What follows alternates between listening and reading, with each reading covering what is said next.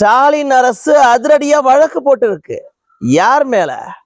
அண்ணா பல்கலைக்கழகத்துல பாலியல் வன்கொடுமையில ஈடுபட்டானே ஞானசேகரன், அவனுக்கு மேல இருந்தானே ஒரு கேடுகட்ட சார், அந்த சார் யாருன்னு கண்டுபிடிச்சு வழக்கு போட்டுதுன்னு நினைச்சீங்களா? அதுதான் இல்ல, அதுதான் இல்ல. அந்த கேடுகட்டவனை கண்டுபிடிச்சு கைது செய்ய வலியுறுத்தி பெண்களின் பாதுகாப்பை உறுதிப்படுத்தணும்னு போராடிய பாட்டாளி மக்கள் கட்சியினுடைய மகளிர் சங்கத்தினர் மீது வழக்கு போட்டிருக்கு இந்த திருந்தாத திமுக அரசு.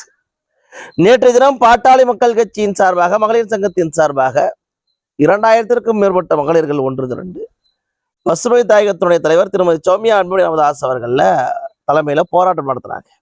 அதை எல்லாரும் பார்க்க முடிஞ்சது. தமிழ்நாட்டின் பல பகுதிகளில் இருந்து அந்த பெண்கள் ஒன்றிணைவதற்கு முன்பாகவே, சௌமியா அன்புமணி ராமதாஸ் அவர்கள் காரிலிருந்து இறங்குவதற்கு முன்பாகவே இந்த அராஜக திமுக அரசு அவர்களை கைது செய்து மண்டபத்தில் அடைச்சாங்க. சுமார் 2000க்கும் மேற்பட்டவர்கள். இதை நேற்று தினம் பல தரப்பட்டவர்களும் வன்மையா கண்டிச்சிருந்தாங்க. இப்படியான கொடுங்கோல் ஆட்சியில தான் ஜனநாயகத்தை நம்ம காப்பாற்ற போராடிட்டு இருக்கிறோம். அவர்கள் எதற்காக போராடினாங்க? பாதிக்கப்பட்ட மாணவிக்கு மட்டும் இல்லாமல் இனி இது போல ஒரு சம்பவம் நடக்கக்கூடாது என்பதற்காக சௌமியா அன்புமணி ராமதாஸ் அவர்கள் பட்டியலிட்டு குரல் எழுப்பினாங்க. கடந்த ஒரு வார காலத்தில் மட்டும் 5க்கும் மேற்பட்ட சம்பவங்கள். இதெல்லாம் எவ்வளவு பெரிய அச்சத்தை ஏற்படுத்துகிறது. இதில் இருந்து நம்மை பாதுகாக்க வேண்டும், அதுக்கு அரசு உறுதுணையாக இருக்க வேண்டும் என்று வலியுறுத்தி போராடினாங்க. ஆனால் அவர்களை பயந்தாங்கொள்ளி திமுக அரசு அவர்களை போராட்ட காலத்திற்கு முன்பாகவே கைது செய்து,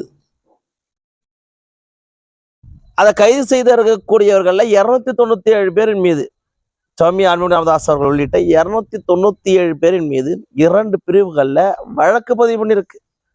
நீதி கேட்டு, நியாயம் கேட்டு, பெண்களின் உரிமைக்காக பாடுபட்ட போராளிகள் மீது 297 பேர் மீது வழக்கு. இதுதான் இந்த திமுக அரசுடைய லட்சணம். இதுதான் அந்த திமுக அரசுடைய லட்சணம். ஒரு கேடு கட்டவனை காப்பாத்துறதுக்காக போராடக்கூடிய பெண்கள் மீது வழக்கு போடுறதுதான் திராவிட மாடலா என்கின்ற கேள்வியை கேட்டுட்டு இருக்கிறாங்க தமிழ்நாட்டு மக்கள்.